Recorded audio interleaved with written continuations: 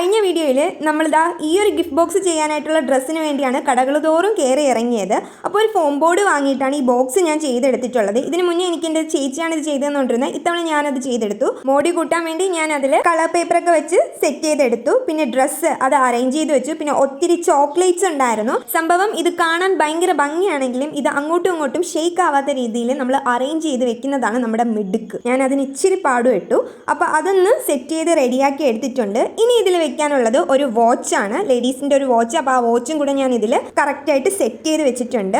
ഇതെനിക്ക് ഇൻസ്റ്റഗ്രാം വഴി വന്ന ഓർഡറാണ്. വൈഫിന് ആനിവേഴ്സറി പ്രസൻറ്റേഷൻ കൊടുക്കാൻ വേണ്ടി ഒരു ചേട്ടൻ തന്ന ഓർഡറാണ്. ഇനി ഇതിലൊരു ബോഡി വാഷും കൂടെ വെച്ച് സെറ്റ് ചെയ്യുന്നുണ്ട്. സർപ്രൈസ് ഹാമ്പറാണ്. കൊറിയർ എത്തുമ്പോൾ മാത്രമേ പുള്ളിക്കാരിക്ക് മനസ്സിലാവുള്ളൂ. സത്യം പറഞ്ഞാൽ ഇതെനിക്ക് ഭയങ്കരമായിട്ട് ഇഷ്ടപ്പെട്ടതായിരുന്നു. ഇച്ചിരി അലഞ്ഞെങ്കിലും എന്തെടുത്താലും ആ ചേട്ടന് തികയത്തില്ലായിരുന്നു. വൈഫിന് ഇത്രയും പോരാ, ഇനി എന്തെങ്കിലും വെക്കണം എന്നുള്ളൊരു മൈൻഡ് സെറ്റ് ആയിരുന്നു. ഫൈനലി ഞാനിത് ക്യൂട്ടായിട്ട് തന്നെ ചെയ്തെടുത്തു. അപ്പോൾ ഗിഫ്റ്റ് ഹാമ്പറിൻ്റെ സ്റ്റാർട്ടിംഗ് റേറ്റ് വരുന്നത് 500 ആട്ടോ.